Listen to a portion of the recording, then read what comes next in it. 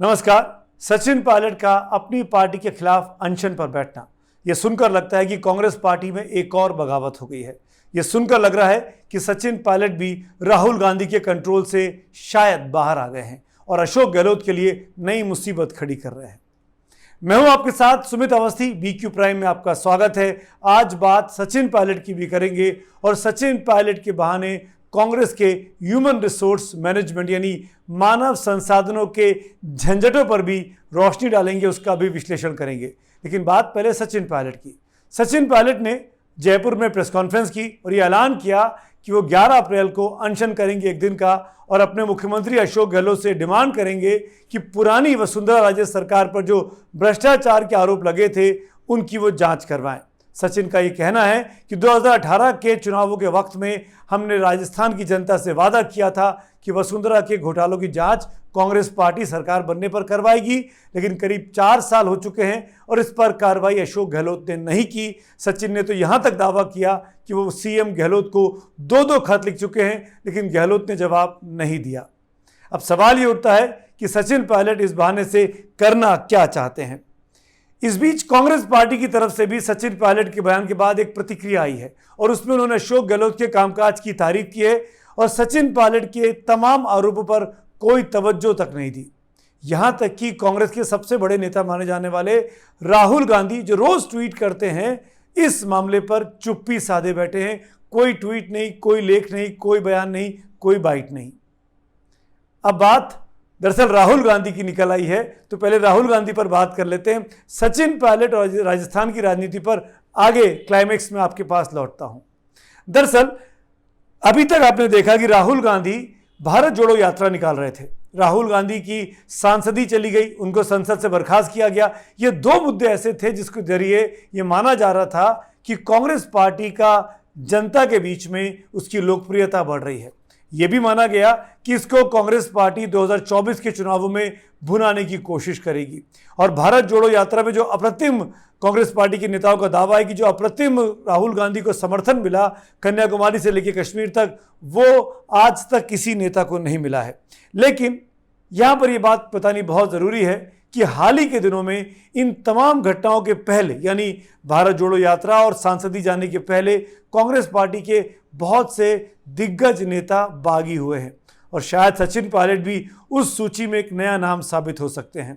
कुछ नाम आपको याद दिला दूं। हाल ही में गुलाम नबी आज़ाद, ज्योतिरादित्य सिंधिया, जितिन प्रसाद, RPN सिंह, जगदम्बिका पाल, खुशबू, SM कृष्णा, किरण रेड्डी, ऐसे तमाम नेता हैं जो कांग्रेस पार्टी से बगावत होकर अलग हो चुके हैं। और सबसे इसमें अव्वल दर्जे का नाम तो हेमंत बिस्व शर्मा का है, जो राहुल गांधी के सबसे बड़े मुखर विरोधी अब बन चुके हैं। BJP की तरफ से असम के मुख्यमंत्री हैं। लेकिन ऐसा भी हुआ है कि कांग्रेस पार्टी में कुछ नेताओं ने राहुल गांधी के खिलाफ बगावत की और उसके बाद वो चुप्पी साध कर बैठ गए, कुछ नहीं बोले, पर कुछ बोलते रहते हैं, उन पर हमला करते रहते हैं। कुछ नेता जो कांग्रेस पार्टी से थोड़ा और अतीत में ले जाऊं, जिन्होंने बगावत की, उन्होंने अपनी पार्टियां बना ली, जैसे शरद पवार NCP, ममता बनर्जी TMC, बीजू पटनायक ने बीजू जनता दल बनाया था, उनके बेटे नवीन पटनायक ने, GK मूपनार, उन्होंने तमिल मणिल कांग्रेस बनाई, माया प्रसाद सिन्हा बिहार में अलग हुए, अजय मुखर्जी बंगाल में अलग हुए। तो ये तमाम नेता कांग्रेस पार्टी से बगावत कर अलग होते रहें और अपने पैरों पर खड़े होते रहें। यानी अगर ये बात की जाए राहुल गांधी के सियासी मंसूबों की, राहुल गांधी पर पार्टी की पकड़ की, तो सचिन पायलट के पास दोनों रास्ते हैं कि वो बागी होकर BJP में शामिल हो जाएं या बागी होकर अपनी अलग पार्टी बनाएं, अलग से चुनाव लड़ें और फिर BJP के समर्थन से आगे जाकर मुख्यमंत्री बन जाएं। ये भी वो कर सकते हैं। लेकिन क्या वाकई में सचिन पायलट ये करने वाले हैं? इस पर जैसा कि मैंने आपको बताया कि इस कहानी के, इस वीडियो के क्लाइमेक्स में आपको डिटेल में बताने वाला हूं। लेकिन बात कांग्रेस की चल रही है तो एक मशहूर पत्रकार हैं, उन्होंने एक लेख लिखा है हाल के दिनों में, जिनका नाम है शुभब्रता भट्टाचार्य। वो एक लेख में लिखते हैं कि कांग्रेस पार्टी और BJP में एक सबसे बड़ा अंतर है। कांग्रेस का इतिहास बताता है कि सबसे पुरानी पार्टी है, इसीलिए सबसे ज्यादा बंटवारे इसी पार्टी ने देखे। न जाने कितनी बार कितने नेता अलग हुए, न जाने कितनी बार कितने ही नेताओं ने अलग पार्टी भी बना ली।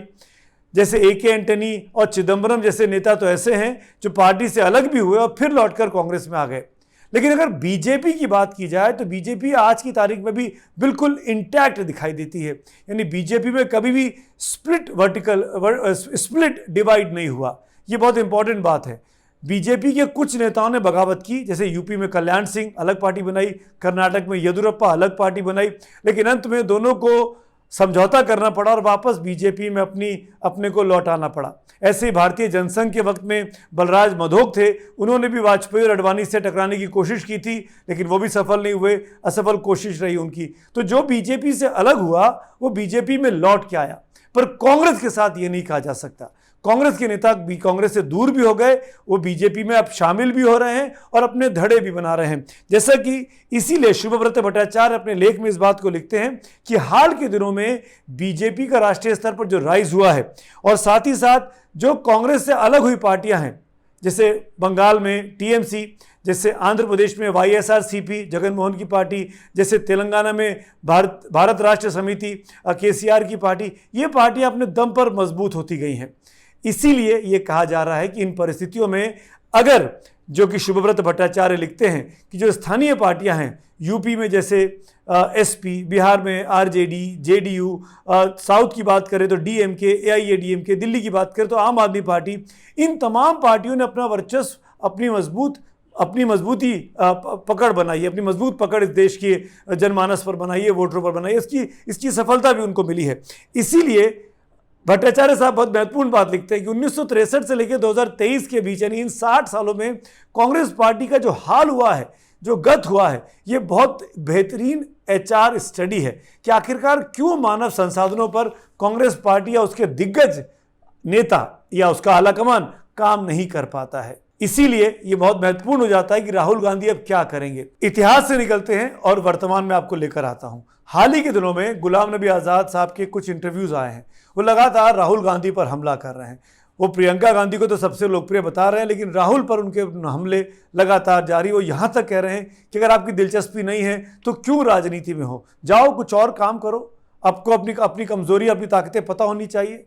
ऐसे ही शरद पवार कांग्रेस पार्टी में रहे, बड़े नेता हैं, कांग्रेस से अलग होकर उन्होंने अपनी अलग पार्टी बनाई, एनसीपी, उसके अध्यक्ष हैं। उनका हाल ही में दिया एक इंटरव्यू जिसमें शरद पवार साफ कहते हैं कि आखिरकार हिडनबर्ग मामले में जब सुप्रीम कोर्ट ने कमेटी बना दी है, जांच कर रही है, तो जेपीसी की मांग कर संसद को पूरी तरीके से संसद नहीं चलने देना, ये कहाँ तक जायज़ है।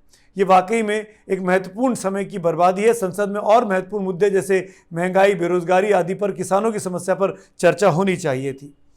तो गुलाम नबी आज़ाद, शरद पवार और अब सचिन पायलट जो कि अनशन पर हैं। सचिन पायलट क्यों अनशन पर जा रहे हैं, अब आपको कहानी के क्लाइमेक्स में ले आया हूँ। सचिन पायलट की इस सियासी खेल को आपको समझाने की कोशिश करता हूँ। सचिन पायलट ने क्या वह वाकई में बागी हो रहे हैं, या सचिन पायलट जो कुछ कर रहे हैं राजस्थान में अनशन के नाम पर, क्या वो उसके पीछे कांग्रेस के आलाकमान की मौन सहमति है? कुछ जानकारों का ये कहना है कि जिस तरीके से अशोक गहलोत ने कांग्रेस अध्यक्ष के चुनाव के वक्त में कांग्रेस आलाकमान को गच्चा दिया था, धोखा दिया था, आज आलाकमान सचिन के बहाने अशोक गहलोत को परखना चाहता है कि क्या अशोक गहलोत वसुंधरा राजे की सरकार के वक्त की कारगुजारियों पर जांच कराएंगे या नहीं कराएंगे। क्या कहेंगे अशोक गहलोत? अशोक गहलोत अगर सचिन पायलट की मांग नहीं मानते हैं तो ये बात साबित होगी कार्यकर्ताओं के बीच में, वोटरों के बीच में, कि उनकी और वसुंधरा के बीच में कहीं कोई मिलीभगत तो नहीं। और अगर अशोक गहलोत सचिन पायलट की बात मान लेते हैं और कार्रवाई शुरू कर देते हैं बीजेपी के सरकारों के घोटालों पर, तो सचिन पायलट इसको अपनी जीत के तौर पर देखेंगे और बताएंगे कि उन्होंने अशोक गहलोत पर आखिर में एक मजबूत वार कर दिया। ये सब तब कुछ हो रहा है जब राजस्थान में 8 महीने के बाद चुनाव होना है। पंजाब में भी ऐसे सत्ता परिवर्तन किया था, मुख्यमंत्री बदला था, तो कुल मिलाकर नुकसान हो गया था पूरी पार्टी को, कांग्रेस को, और अब वो कांग्रेस पार्टी नहीं चाहेगी नुकसान राजस्थान में भी हो। इसीलिए अब जादूगर, जिनके तौर पर अशोक गहलोत साहब फेमस हैं, मशहूर हैं, जादूगरी करके वो अपनी बचपन में आजीविका भी कमा चुके हैं, उनको देखना होगा कि वो कैसे, कौन सा जादू करते हैं कि सचिन पायलट के इस चक्रव्यूह को वो भेद पाए।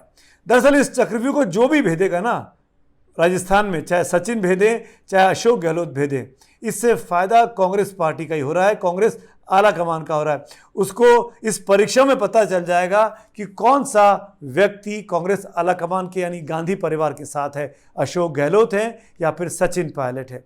और ये जो झंझट है, ये जो ह्यूमन रिसोर्स की दिक्कत है राजस्थान में, इसका हल इन दोनों के इस आपसी मतभेद के बाद, इस चक्रव्यूह को भेदने के बाद जो जीतेगा वो खुद ब खुद इसका नतीजा निकाल कर जनता के सामने रख देगा।